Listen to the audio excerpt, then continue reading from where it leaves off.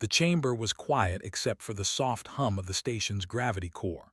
White light reflected from smooth alloy walls, making the room feel cold and exposed. Elias Ward stood alone at the center, his hands resting calmly at his sides.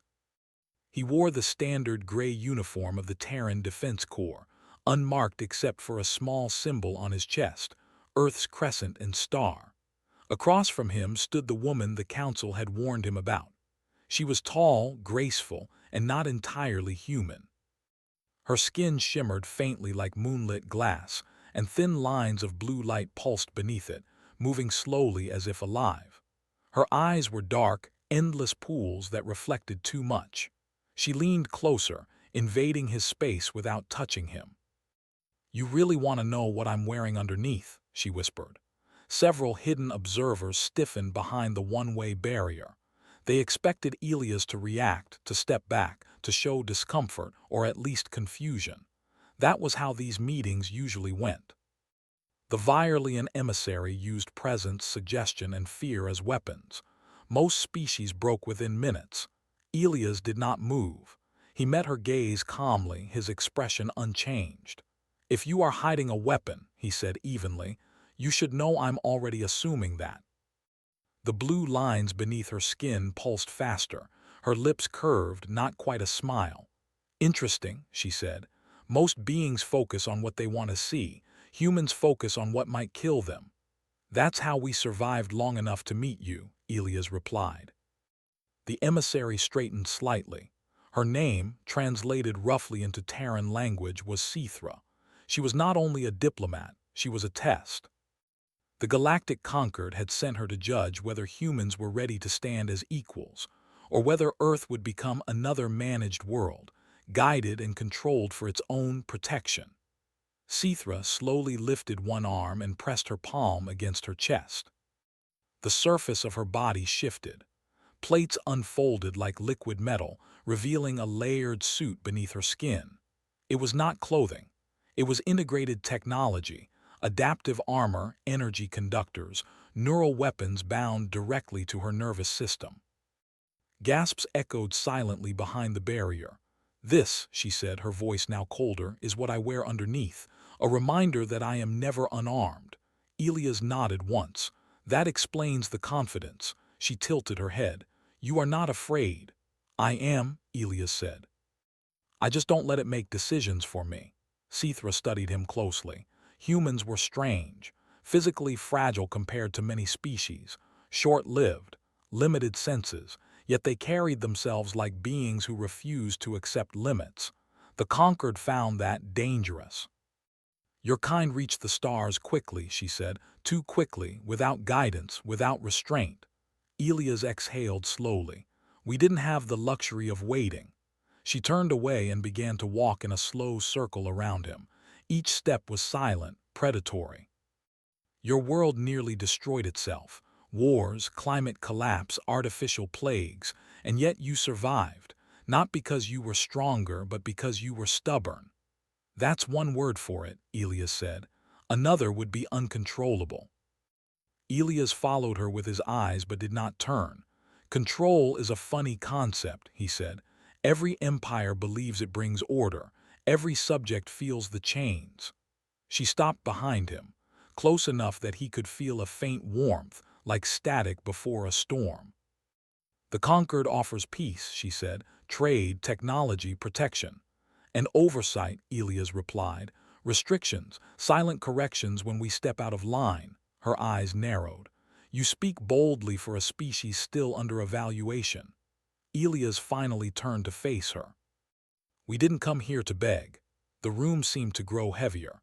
The gravity core hummed louder, reacting to rising energy levels from Sithra's suit. "Then why did you come?" she asked. "Because," Elias said, "you wanted to see what kind of people would look at beings like you and still choose to stand on their own."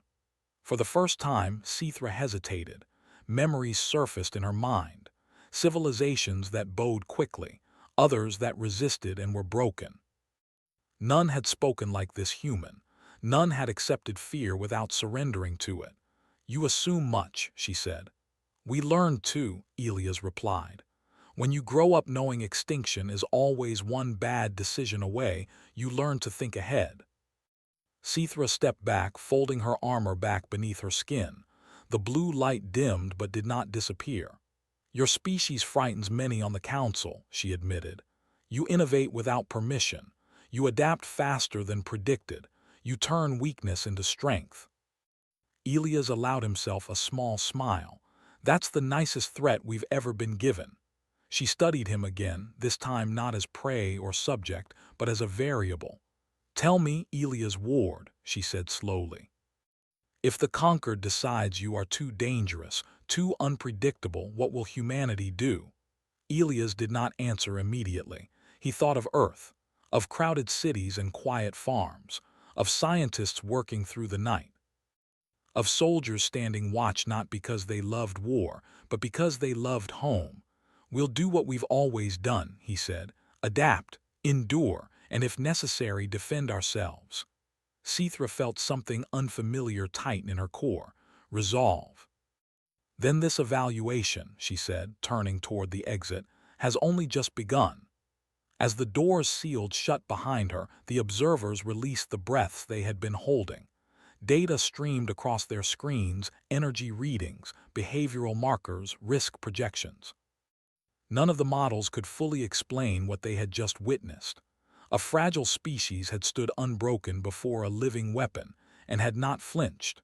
Far beyond the station, Earth rotated quietly in the dark, unaware that its future had shifted. And Sithra, walking alone through the corridor, wondered for the first time whether the galaxy was ready for humans at all. The corridor outside the chamber was long and curved, its walls alive with flowing symbols that shifted as Sithra walked past. The station reacted to her presence, recognizing her authority. Yet her thoughts were no longer as controlled as before. The human had not bowed. He had not threatened. He had simply stood. That unsettled her more than open defiance. Far behind her, the chamber doors opened again. Elias Ward stepped out, escorted by two conquered sentinels. They were tall, armored beings with segmented limbs and featureless masks. Their weapons were built into their arms, humming softly. Elias walked calmly between them, his posture relaxed, his breathing steady. Most species showed signs of stress when moved deeper into a conquered station. Elevated heart rate, defensive gestures, submission signals. Elias showed none. The sentinels guided him into a transit lift. The doors closed, and the lift began to descend through the station's core. Layers of artificial gravity fields passed around them like invisible waves. One sentinel spoke in a neutral tone. You are being relocated for continued evaluation. Sounds serious, Elias replied. It is, the sentinel said. Your responses have exceeded expected parameters. Elias raised an eyebrow. Exceeded in a good way or a bad way? The sentinel did not answer. The lift stopped. The doors opened into a wide observation hall. The space was circular, with a transparent floor revealing the stars below. At the center floated a holographic platform. Around it stood representatives of different species, tall, small, scaled, furred, luminous. The Galactic Conquered Council. Sithra was already there. She stood slightly apart from the others, her expression unreadable. As Elias stepped forward, dozens of eyes fixed on him, some curious, some wary, some openly hostile. A massive being with layered stone-like skin spoke first. This is the human representative. Yes, Sithra said. The being studied Elias. He is unimpressive. Elias smiled politely. You should see us when we're tired. Murmurs rippled through the chamber. Humor in a judgment hall was rare, dangerous. Another council member leaned forward. It was slender, with long, translucent limbs and eyes that glowed faintly. Human, it said, your species has expanded rapidly. You claim peaceful intent, yet your history is full of violence. Elias nodded. That's true. The council paused. Many expected denial. We fought each other, Elias continued. A lot, over land, over ideas, over fear, and we paid for it. The stone-skinned counselor rumbled. And yet you still build weapons. Yes, Elias said simply, because we learned something important. Sithra watched closely. That peace without strength doesn't last, Elias said, and strength without restraint destroys everything. Silence followed. The translucent counselor tilted its head. You believe your species has restraint. We're learning, Elias replied. Sometimes the hard way. A sharp clicking sound came from another counselor. This one was insect-like, its compound eyes glittering. Your fleets move independently. Your scientists refuse oversight.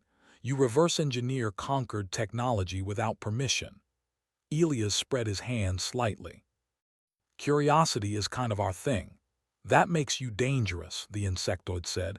Elias looked directly at it. So does fear. The words hung in the air. Sithra felt it again, that tightening sensation. Humans spoke plainly, even when it was risky. They did not wrap their intentions in layers of ritual. The stone-skinned counselor shifted. We have considered containment. The words sent a quiet ripple through the chamber. Elias did not react outwardly, but his mind sharpened. Containment meant restrictions, surveillance, forced treaties. It was how the conquered dealt with species it did not fully trust. And if we refuse, Elias asked. Several counselors exchanged looks. Sithra stepped forward. Then conflict becomes possible. Elias met her gaze. We prefer cooperation. But you are preparing for war, the insectoid said. We prepare for survival, Elias replied. There's a difference. At Sithra's gesture, the holographic platform activated. Images filled the air. Projections of human colonies, trade routes, research stations. Fleets small compared to the conquered but efficient, adaptive. Your ships are crude, said one counselor, yet effective. We build what we can fix, Elias said, even when things go wrong. The hologram shifted. A simulation played out. A human vessel crippled in deep space. Systems failing, crew adapting, rewriting code, repurposing life support to power engines. Survival, Sithra spoke quietly. They don't wait for rescue. No, Elias said. We assume help might never come. That more than anything unsettled the council. Another projection appeared. A battle simulation. Human ships facing a superior force. Losses heavy. Retreat impossible. The outcome changed. Human vessels altered formations mid-fight. Weapons overloaded beyond safety limits. Boarding actions launched where none were expected. Improvisation turned defeat into narrow escape. The insectoid hissed. They break rules. Elias shrugged. Rules don't always survive contact with reality. The council withdrew into a brief private exchange, communicating through channels Elias could not hear. He waited, hands clasped behind his back, eyes steady. Sithra studied him from the side. She had seen warriors boast and diplomats lie. This human did neither. He accepted weakness without shame and strength without arrogance. The council turned back. We will test your species further, the stone-skinned counselor said. A controlled scenario. Elias nodded. Go on. There is a border system, Sithra explained. Unstable, hostile entities, a failed conquered outpost. The translucent counselor continued. Many species have refused involvement. The risk is high, the environment unpredictable. You want us to handle it, Elias said. Yes, Sithra replied. Observe, intervene, survive. And if we succeed, Elias asked. The council hesitated. Then containment will be reconsidered, the stone-skinned one said. And if we fail, Elias asked. Sithra's voice was quiet. Then the council's fears will be confirmed. Elias exhaled slowly. You're using us as a stress test. That is accurate, Sithra admitted. Elias smiled faintly.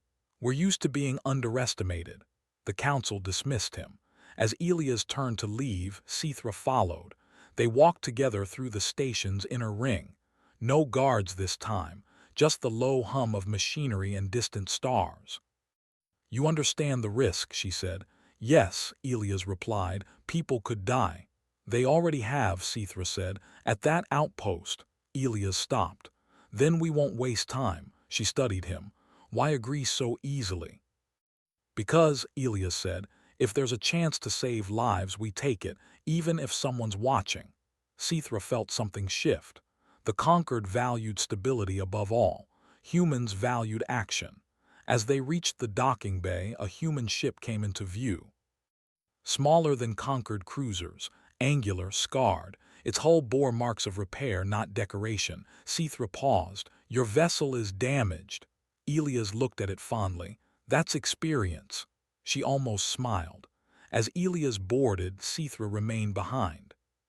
She watched the ship power up, engines flaring bright and uneven, not elegant, but alive. Data streamed across her internal interface. Risk projections spiked.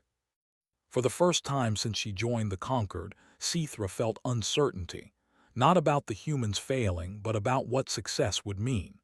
Because if humanity survived this test, the galaxy would have to accept a truth it had long avoided. Some species could not be guided. Some could not be contained. They could only be respected or resisted. And as the human ship jumped into the void, Sithra suspected the Conquered was about to learn which choice was wiser. The human ship emerged from jump space with a violent shudder. Warning lights flashed across the bridge as inertial dampeners struggled to stabilize. Elias Ward gripped the edge of the console, his eyes already scanning the damage reports. "Status," he said calmly. "Shields at 60%, the pilot replied. Long-range sensors picking up debris, a lot of it. The view ahead slowly cleared. What remained of the Conquered outpost drifted in silence. Broken towers spun end over end.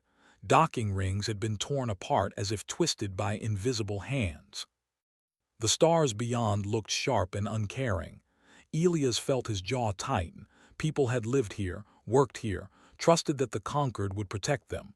"Any life signs?" he asked. The sensor officer hesitated. "Faint, scattered, some readings are strange." Define strange. "They don't match known species profiles." Before Elias could respond, the ship shuddered again. A ripple passed through space itself like a stone dropped into water. "That wasn't a weapon," the pilot said. "It was space reacting." Elias straightened. "We're not alone."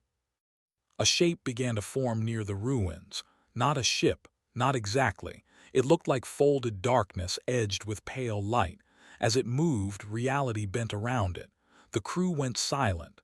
"These are the entities the Council warned about," the sensor officer whispered. "Nonlinear. Partially dimensional." Elias nodded once. "So the usual nightmare." The thing shifted. Another appeared, then another. The ship's system screamed warnings. Targeting struggled to lock. Sensors contradicted each other. "They don't exist in one place," the weapons officer said.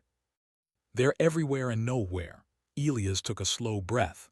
"Then we stopped trying to fight them like targets." The crew looked at him. "We adapt," he said, "like always." The first attack came without warning. A wave of distortion slammed into the ship. Consoles sparked. Gravity flipped for half a second. Someone cried out as they were thrown against a bulkhead. "Damage control," Elias shouted. "Port side hull breach sealed," someone replied. The entities circled, curious, probing. "They're testing us," Elias realized, "seeing how we react." Another wave hit, stronger this time. The ship groaned. "We can't outgun them," the weapons officer said. "Our shots pass through." Elias stared at the tactical display, mind racing. Human history flashed through his thoughts. Countless times when stronger enemies had appeared. Countless times humans had survived by refusing to fight on the enemy's terms. "What do they react to?" Elias asked. "Energy spikes," the sensor officer said. "Gravitational shifts, neural emissions." "Neural," Elias repeated. "Yes, they seem drawn to thought patterns, intent." Elias felt a spark of understanding. They're not just attacking ships, they're interacting with minds. Another wave struck, closer, more focused. "They're learning," the pilot said. "So are we," Elias replied. He turned to the engineer. "Can we reroute the neural interface feedback loop?" The engineer stared. "That's experimental, it could overload the crew." "Can we do it?" Elias asked. A pause. "Yes, do it." As systems shifted, Elias felt a pressure behind his eyes. The ship's neural network linked more deeply with the crew. Thoughts sharpened. Fear became harder to hide. The entities reacted immediately. They surged closer, drawn to the sudden clarity of human intent. "They like this," someone muttered. "Good," Elias said. "Then let's give them something to choke on." He opened the ship-wide channel. "Listen up, they're reading us. Fear feeds them, confusion feeds them, so we do what humans do best." He paused. "We focus." The crew steadied. Breathing slowed, training kicked in. Not panic.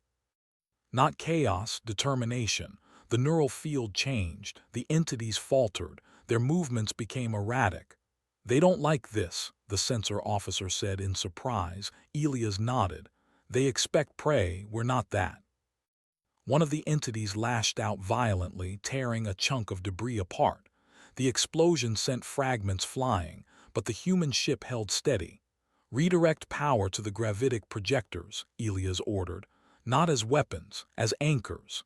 The engineer's eyes widened. "You want to stabilize space around us?"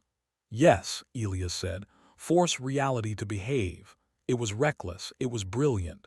The projectors activated. Space around the ship tightened, snapping into defined structure. The entities screamed not with sound but with sudden violent distortion. "They're losing coherence," the weapons officer shouted. "Now," Elias said, "we push." The ship surged forward, not firing weapons but projecting stability like a shield. The entities recoiled, unable to exist where rules applied too strongly. One by one they unraveled, folding back into whatever dimension they came from. Silence followed. The stars returned to normal. The crew stared at the displays in disbelief. "We did it," the pilot said softly. Elias exhaled. "Not yet, check for survivors." Rescue operations began immediately. Shuttles launched. Human medics worked without rest, adapting equipment for unfamiliar biology. They didn't wait for conquered approval. They didn't ask whose lives mattered more. They saved everyone they could. Hours later, the human ship departed the system, battered but intact. Behind them, a stabilized zone remained, a place the entities could not return to easily. Back at the conquered station, Sithra stood before the council as the data streamed in. The chamber was silent. "They survived," the stone-skinned counselor said slowly. "They adapted," the translucent one added. "They imposed order where none existed," the insectoid said, its tone uneasy. Sithra watched the replay of the final moments. Humans facing beings beyond conventional reality and refusing to yield. "They didn't dominate," she said. "They stabilized. They protected. They endured." "That makes them dangerous," one counselor said. "No," Sithra replied, "it makes them responsible." The council fell into heated debate. Words like containment and oversight resurfaced, but weaker now, uncertain. Sithra stepped forward. "You tested them under impossible conditions. They passed. And if next time they turn that strength against us," someone asked. Sithra's eyes hardened. "Then the fault will not be theirs alone." Days later, Elias stood once more in the observation hall. This time no guards escorted him. "You exceeded expectations," the stone-skinned counselor admitted. Elias shrugged lightly. "We usually do." The translucent counselor regarded him carefully. "Humanity will not accept containment." "No," Elias said. "But we will accept responsibility." Sithra met his gaze. "The conquered will recognize Earth as an independent power." A murmur spread through the chamber. "Equal standing," the counselor continued, "with all the risks that entails." Elias nodded. "That's all we asked." As he turned to leave, Sithra spoke quietly. "When I asked what you were wearing underneath, I meant your nature, your true self." Elias smiled faintly. "Now you know." "Yes," she said, "and the galaxy will remember." As the human representative departed, Sithra looked out at the stars. They felt smaller now, more uncertain. Humanity had not conquered the galaxy. It had done something far more unsettling. It had proven it could not be ignored. And somewhere deep in the void, the universe adjusted. just slightly, to make room for a species that refused to break.